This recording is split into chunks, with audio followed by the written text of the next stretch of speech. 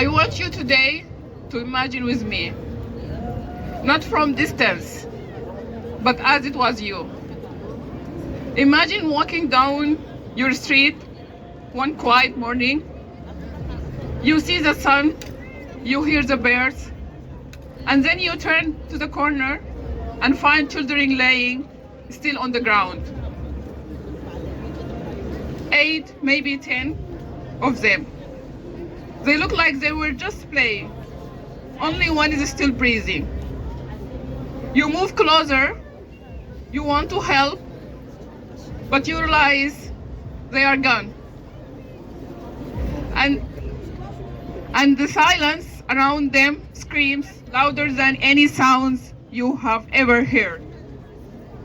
Now imagine if you are an old man, you put on your white jalabiya, you take your prayer beads in your hands, you go to the mosque, a place of peace, of routine, of faith, and then you never return home because the mosque is bombed. Imagine being a mother, your daughter sleeping in your lap, your son asking when the noise outside will stop. You tell them it will be okay. You say it with a trembling voice because you are not sure if you believe yourself. You hold them tighter and pray that this embrace will be enough to protect them. Imagine being a young woman who loses her entire family in one night. Gone.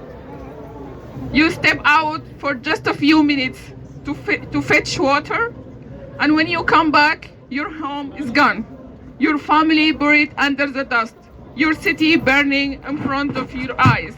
You stand there holding the bucket, realizing that you are now the only one left to remember their names. And are just few stories. There are 1,000 more stories, but will never be told because no one survived to tell them. Now imagine being forced to flee your country.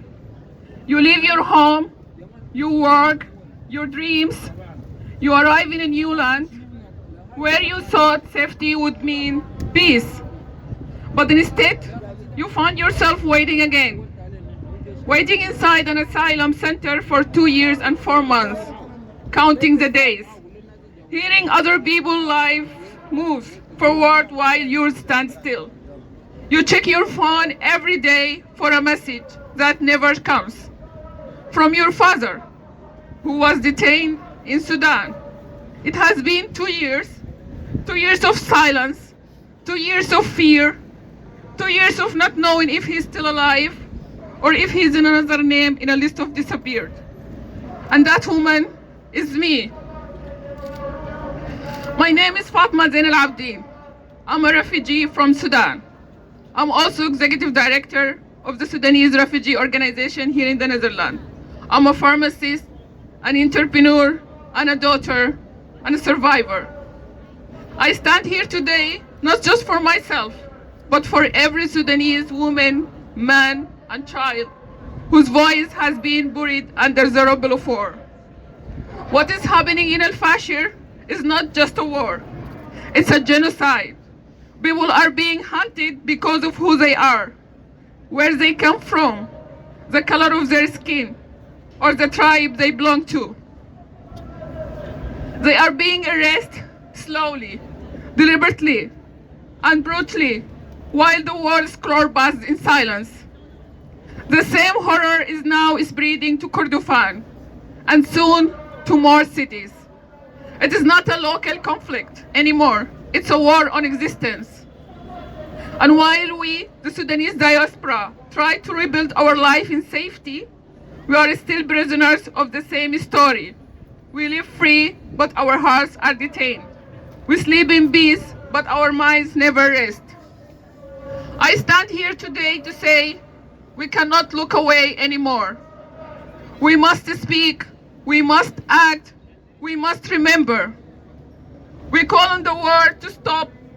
We call on the world to stop the war in Sudan. Recognize what's happening is as a genocide. hold the perpetrators accountable, and give Sudanese refugees a real chance to rebuild so that we can help rebuild our country again. Because Sudanese lives matter. Because every story you hear today deserves to be told. And every name deserves to be remembered. So I ask you, remember what you imagined.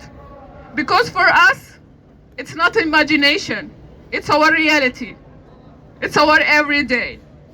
And until the peace return to Sudan, we will not stop speaking. Thank you.